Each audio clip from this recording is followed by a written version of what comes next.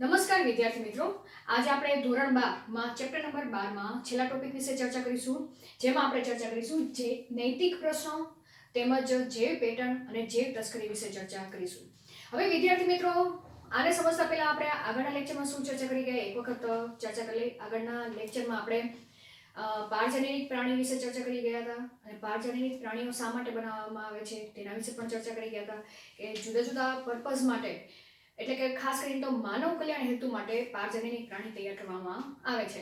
અને એના ઉદાહરણ તરીકે આપણે ચર્ચા કરી ગયા હતા કે રસીના સુરક્ષા માટે, તેમજ જે તે રોગોના અભ્યાસ માટે, તેમજ જૈવિક નિપજો મેળવવા માટે, તેમજ અન્ય કાર્યો વિશે પણ આપણે ચર્ચા કરી ગયા હતા કે આ બધા પર્પઝ માટે મૂળ તો માનવ કલ્યાણનું હેતુ થવાનું છે, તેના માટે પારજનનિક પ્રાણી બનાવવામાં આવે છે.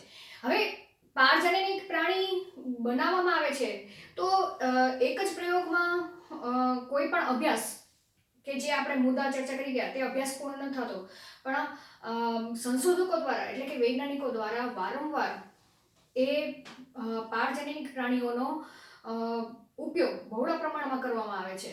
અને જો પ્રેક્ટિકલ સક્સેસ ન જાય તો એ પ્રાણીઓને મારી નાખવામાં પણ આવે છે. તો અહીં પ્રશ્ન એ ઉદ્ભવે છે કે જો જે તે પ્રાણીઓનું આનુવંશિક દ્રવ્ય જો ચેન્જ કરીને તેને માનવ કલ્યાણ હેતુ માટે ઉપયોગ કરવામાં આવશે તો એક સમય એવો આવશે કે જે તે જાતિઓના પ્રાણીઓની શું થઈ જશે, સંખ્યા જ ઓછી થઈ જશે. જેમ કે પારજનનિક પ્રાણીઓ તરીકે અત્યાર સુધી આપણે ચર્ચા કરી ગયા કે ઉંદરનો ઉપયોગ કરવામાં આવે છે, વાનરનો ઉપયોગ કરવામાં આવે છે, મોટે ભાગે તો ઉંદરનો ઉપયોગ કરવામાં આવે છે, બરાબર. તો તેને કારણે ઘણા બધા પ્રશ્નો પણ ઉદ્ભવી શકે કે નૈતિક પ્રશ્નો, એથિકલ ઇસ્યુ પણ ઉદ્ભવી શકે છે, બરાબર. કે માનવ પ્રવૃત્તિઓ કે સજીવો માટે મદદરૂપ કે નુકસાનકારક હોય તેવા નીતિ નિયમના મૂલ્યાંકન માટે નૈતિક માપદંડોની આવશ્યકતા રહે છે. જો પારજનનિક પ્રાણીઓનો બહોળા પ્રમાણમાં ઉપયોગ કરવામાં આવે તો આપણે જોઈ શકીએ કે ખાસ કરીને જે તે જાતિનું રૂપાંતર કરવામાં આવે છે તો તે જાતિઓની સંખ્યા એક સમય કેવી થઈ જશે, આપણા નિવસન તંત્રમાં તેનું પ્રમાણ ઓછું થઈ જશે, બરાબર. તેની સાથે સાથે જે પારજનનિક પ્રાણી જે નવું તૈયાર થયેલું છે એ પારજનનિક પ્રાણી આપણા નિવસન તંત્રમાં જે વસવાટ કરતા પ્રાણીઓ છે, બરાબર, તેની સાથે શું કરશે, હરીફાઈ કરશે, જેને કારણે અન્ય પ્રાણીઓનું અસ્તિત્વ પણ મુશ્કેલીમાં પડી શકે. તેના સિવાય જોવા જઈએ તો આ પારજનનિક પ્રાણીનો જો નાશ કરવામાં આવે તો તેને કારણે પર્યાવરણનું પણ નુકસાન થાય. તેની સાથે સાથે જે તે જાતિનું રૂપાંતર કરવામાં આવેલું છે અને નવી જાતિ તૈયાર કરવામાં આવેલી છે તો જે મૂળ જાતિ છે તે મૂળ જાતિનું ક્યાંક આહાર શૃંખલામાં કનેક્શન તો હશે જ તે, બરાબર. ફોર એક્ઝામ્પલ, જે સસલું છે એ સસલું કોને ખાય છે, ઘાસને ખાય છે, બરાબર. અને તે સસલા ઉપર નિર્ભર અન્ય પ્રાણી હશે તો અહીં જે સસલું છે તેને જો પારજનનિક રીતે પ્રયોગશાળામાં ઉપયોગ કરવામાં આવે તો એક સમય એવો થશે કે તે સસલાનું પ્રમાણ જ ઓછું થઈ જશે તો તેની ઉપર જે નબળારા પ્રાણીઓ હશે તે પ્રાણીઓની આહાર શૃંખલા પણ ડિસ્ટર્બ થઈ શકે અને તેની ઉપર પણ નબળારા પ્રાણીઓનું પ્રમાણ કે તેની અસ્તિત્વ પણ જોખમમાં આવી શકે. તો આના નિયંત્રણ માટે સરકારે ચોક્કસ પ્રકારના માપદંડો નક્કી કરેલા છે કે પારજનનિક પ્રાણીનો ઉપયોગ તમે કઈ રીતે કરી શકો, બરાબર. જો તેનો નાશ કરવો હોય તો પણ કઈ રીતે કરી શકો અને વધુ પડતો પ્રાણીઓનો તમે તેને નુકસાન પહોંચાડી શકો નહીં, બરાબર. તો અહીંયા શું કહે છે, બાયોટેકનોલોજી દ્વારા જે જનીનિક રૂપાંતરિત સજીવો છે તે નિવસન તંત્રમાં પ્રવેશે ત્યારે આવા સજીવોના અણધાર્યા પરિણામો મળી પણ શકે છે. તો હવે એના માટે ભારત સરકારે GEAC એટલે કે એનું ફૂલ ફોર્મ તમને MCQમાં પૂછી શકે. G એટલે જીનેટિક, E એટલે એન્જિનિયરિંગ, A એટલે એપ્રુવ અને C એટલે કમિટી. આ ભારત સરકારે એક કમિટી રચી છે. તે કમિટીમાં નૈતિક પ્રશ્નોના માપદંડો વિશેની માહિતી આપેલી છે અને તેને અનુસરીને તે સંશોધકોએ જે તે પ્રાણીઓનો કઈ રીતે ઉપયોગ કરવો તેને લગતી માહિતી આપવામાં આવેલી છે, બરાબર.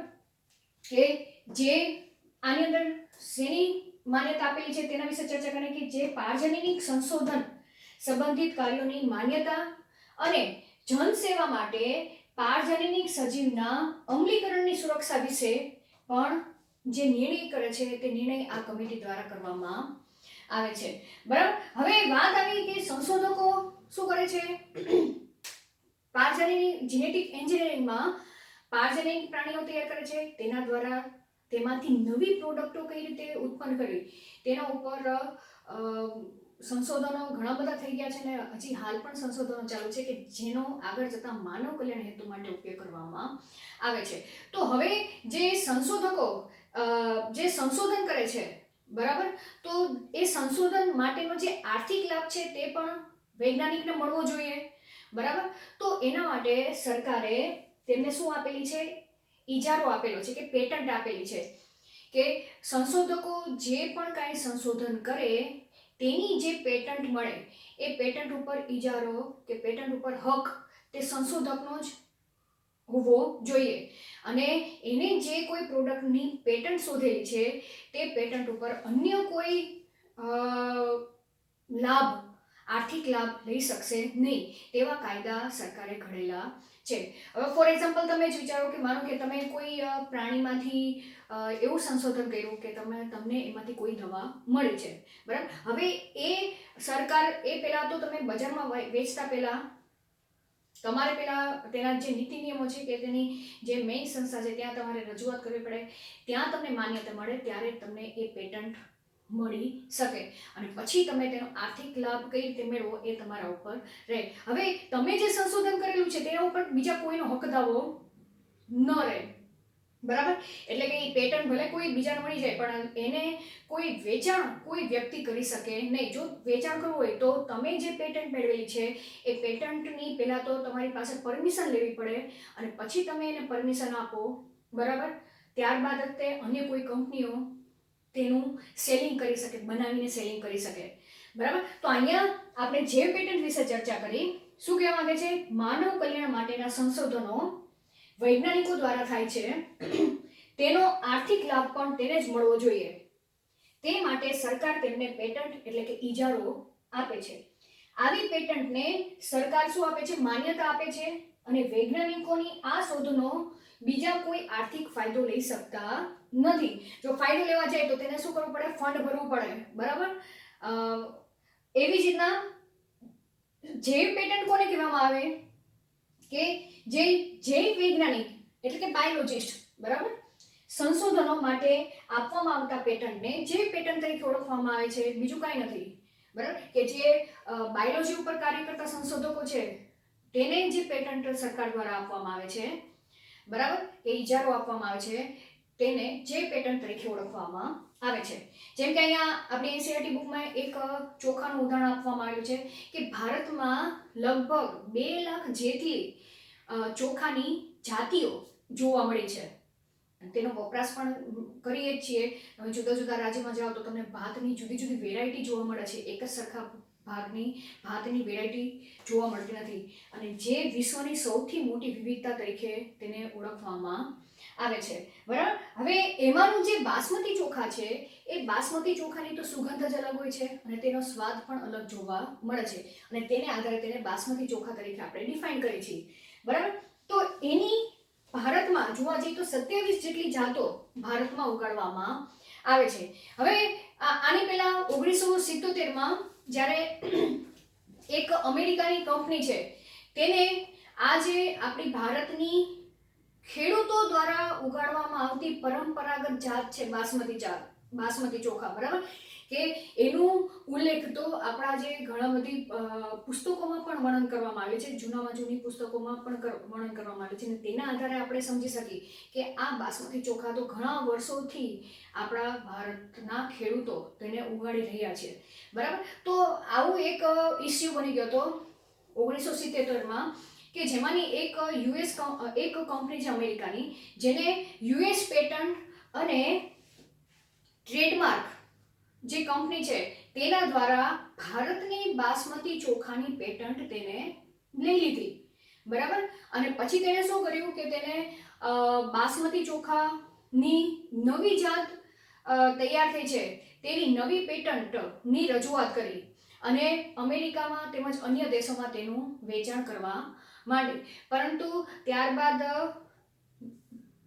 જે પેટન્ટ એટલે કે ભારતના જે વૈજ્ઞાનિકો છે કે ભારતમાં જે કાયદો ઘડેલો છે તે કાયદાને આધારે રજૂઆત કરવામાં આવેલી કે અમને ન્યાય આપો કે આ જે બાસમતી ચોખાની પેટર્ન છે એ તો ભારતના ખેડૂતોની પરંપરાગત ખેતી કરતી મીન્સ કે તેમાં ઉપયોગ કરતી જાતિ છે અને ત્યારબાદ તે પેટર્ન તે કંપનીને સીલ કરવા મીન્સ કે તે કંપની દ્વારા તે યુએસ બાસમતી ચોખાની પેટર્નને મનાઈ કરવામાં આવી અને ત્યાંથી તેનું આર્થિક મીન્સ કે તે કંપની બંધ કરી દેવામાં આવી. તો અહીંયા એમ કહેવા માંગે છે કે જે પેટન્ટ ભારત સરકારે એવો કાયદો ઘડેલો છે કે કોઈ પણ પેટન્ટ ભારત સરકારને પણ આખા સમગ્ર વિશ્વમાં કે કોઈ સંશોધક જે પેટન્ટ ગોતે છે તે પેટન્ટનો આર્થિક લાભ બરાબર બીજા કોઈ દેશના લોકો લઈ શકે નહીં અને જો લેવું હોય તો પહેલાં તમારે પરમિશન એની પાસે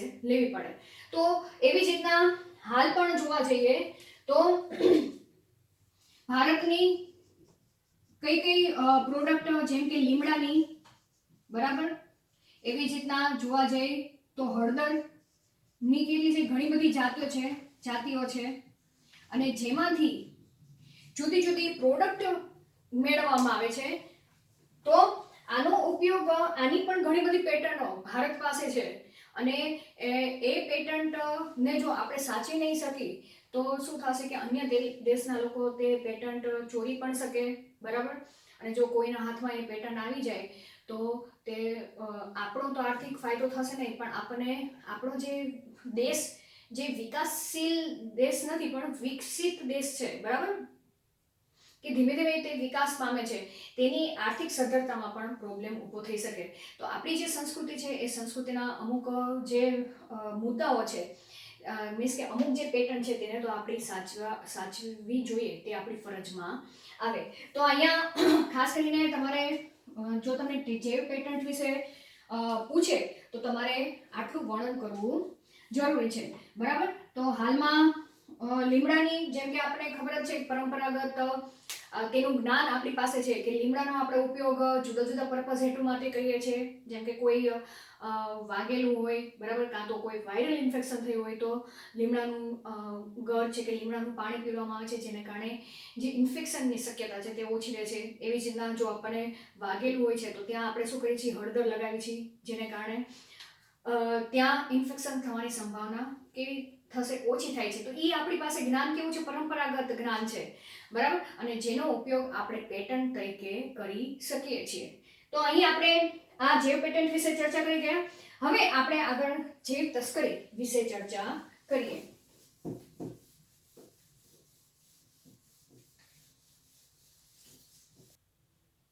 હવે આપણે જૈવ તસ્કરી વિશે ચર્ચા કરીશું. તસ્કરી મીન્સ કે ચોરી બરાબર અને જૈવ તસ્કરી એટલે કે જેવા જૈવ પેટર્ન છે તેની ચોરી કરવામાં આવે તેને જૈવ તસ્કરી તરીકે આપણે નામ આપીશું. તો હવે તેની સ્પષ્ટ આપણે વ્યાખ્યા કરવી હોય તો કઈ રીતે વ્યાખ્યા કરીશું? ઇન ધ શોર્ટ અહીંયા શું કહેવા માંગે છે કે જે વિકસિત દેશો છે બરાબર કે જે માનો ફોર એક્ઝામ્પલ અમેરિકા છે તે કેવો છે વિકસિત દેશ છે અને ભારત કેવો દેશ છે વિકાસશીલ દેશ છે. હવે વિકસિત દેશો શું કરે વિકાસશીલ દેશો પાસે જે કોઈ પેટન્ટ હોય જે પેટન્ટ હોય તેને શું કરી લે છે ચોરી કરી લે છે બરાબર અને તેમાંથી તે ઓછા સમયની અંદર તે પ્રોડક્ટો ત્યાં પોતે સેલિંગ કરે છે અને તેમાંથી તે હુંડિયામણ મેળવે છે. તો ફાયદો તો એને થશે પણ જે નુકસાન કોને થવાનું છે જે વિકાસશીલ દેશો છે ફોર એક્ઝામ્પલ આપણો ભારત દેશ છે અહીંયાથી કોઈ પેટન્ટ ચોરાઈ ગઈ અને વિકસિત દેશોએ ત્યાં પોતાની પ્રોડક્ટ ચાલુ કરી દીધી તો નુકસાની તો વિકાસશીલ દેશોને થવાની બરાબર કે આર્થિક રીતે નુકસાન થવાની. તેના સિવાય જે રોજગારી મળવી જોઈએ બરાબર તો તે રોજગારી કે જે પ્રોડક્ટ ઉપર કામ કરતા હતા માણસો હવે તેને રોજગારી ઓછી મળશે તો બેકારી આવવાની સંભાવના વધુ હોઈ શકે બરાબર. તો આવા સમયે આપણે અહીંયા શું સમજવાનો પ્રયત્ન કરીએ છીએ કે જૈવ તસ્કરી શું છે અને તેને અટકાવવા માટે ભારત સરકારે કયા નિયમો લાદેલા છે તેના વિશે ચર્ચા કરીશું કે કયું બિલ પસાર કરેલું છે.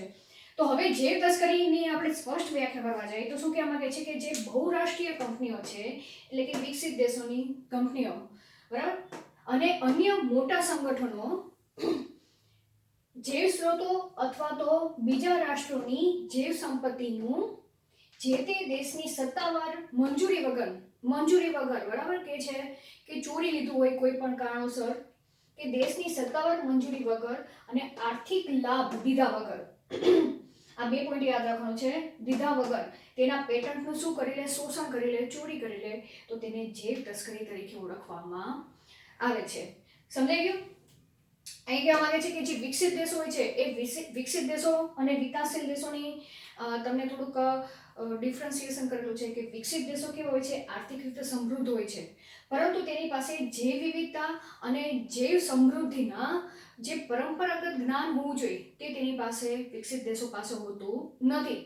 બરાબર? પરંતુ તેની સરખામણીમાં જોવા જઈએ તો જે વિકાસશીલ દેશો છે, ઇન ધ સેન્સ આપણે આની સરખામણીમાં વિકાસશીલ દેશોને આપણે અલ્પ વિકસિત દેશો પણ કહી શકીએ.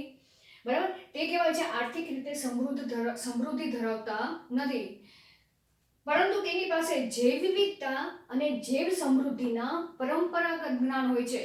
બરાબર? જેમ કે આપણા જે ભારતના ખેડૂતો છે એ ભારતના ખેડૂતો ઘણા વર્ષોથી બાસમતી ચોખાને તે ઉગાડતા આવ્યા છે.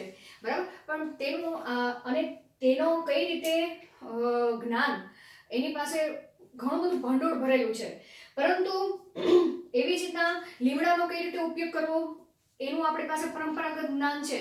બરાબર? એવી રીતના હળદર છે, એ હળદરનો આપણે ઘણા બધા પર્પસ માટે ઉપયોગ કરીએ છીએ, એનું પણ આપણને જ્ઞાન છે, પણ એવું જ જ્ઞાન વિકસિત દેશો પાસે હોતું નથી. આ તો એક ઉદાહરણ તરીકે તમને સમજૂતી આપેલી છે.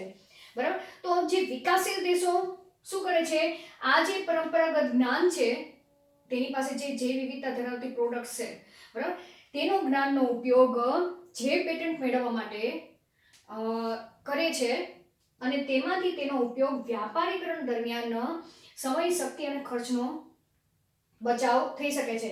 એટલે શું કહે છે કે જો વિકસિત દેશો આ જૈવ પેટન્ટનો ઉપયોગ કરી લે, બરાબર, જે આપણી પાસે છે વિકાસશીલ દેશો પાસે, તેને જો કોઈ પણ ચોરી કરીને, જૈવ તસ્કરી કરીને તેની પાસે આવી જાય તો તેની પાસે પેટન્ટ તો આવી જ ગઈ છે. હવે એ પેટન્ટ નો ડાયરેક્ટ શું કરશે, વ્યાપારીકરણમાં તે ઉપયોગ કરી લેશે, એટલે તેને ખૂબ જ ઓછા સમયમાં અને ઓછા ખર્ચાએ અને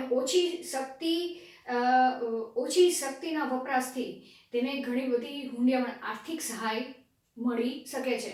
તો હવે એને રોકવા માટે ભારતીય સંસદમાં, એટલે કે આપણે વિકાસશીલ દેશોમાં જ આવી છીએ, બરાબર, તો આપણી વાત કરીએ કે ભારતીય સંસદમાં ઇન્ડિયન પેટન્ટ બિલમાં બીજો મુસદ્દો લાગુ કરેલ છે, જેમાં કહેવામાં આવેલું છે કે જે પેટન્ટ નિયમન સંબંધિત જે કંઈ ઉત્પાદન છે તેને શું કરવામાં આવે, પ્રોત્સાહિત કરવામાં આવે, બરાબર, ઝડપી પ્રાવધાન કરવામાં આવે, તેની પાછળ જે આપણી પાસે જૈવ સમૃદ્ધિનું પરંપરાગત જ્ઞાન રહેલું છે, બરાબર, તેનો સંશોધન હેતુ તેનો વધુ પ્રમાણમાં ઉપયોગ કરવામાં આવે, જેથી આપણે વધુ પેટન્ટ પ્રાપ્ત થાય અને તેનો આપણે વ્યાપારી ધોરણે ઉપયોગ પણ કરી શકીએ અને આપણો ઘણા બધાને રોજગારી પણ મળી શકે અને વિકાસશીલ દેશ આપણો ધીમે ધીમે વિકસિત તરફ જતો જઈએ. બરાબર? અને તેના સિવાય વિકાસીય પ્રયાસ આ બિલમાં સામેલ કરવામાં આવેલા છે. તો અહીં આપણે આ ચેપ્ટરમાં અત્યારે આપણે નૈતિક પ્રશ્નો વિશે ચર્ચા કરી ગયા.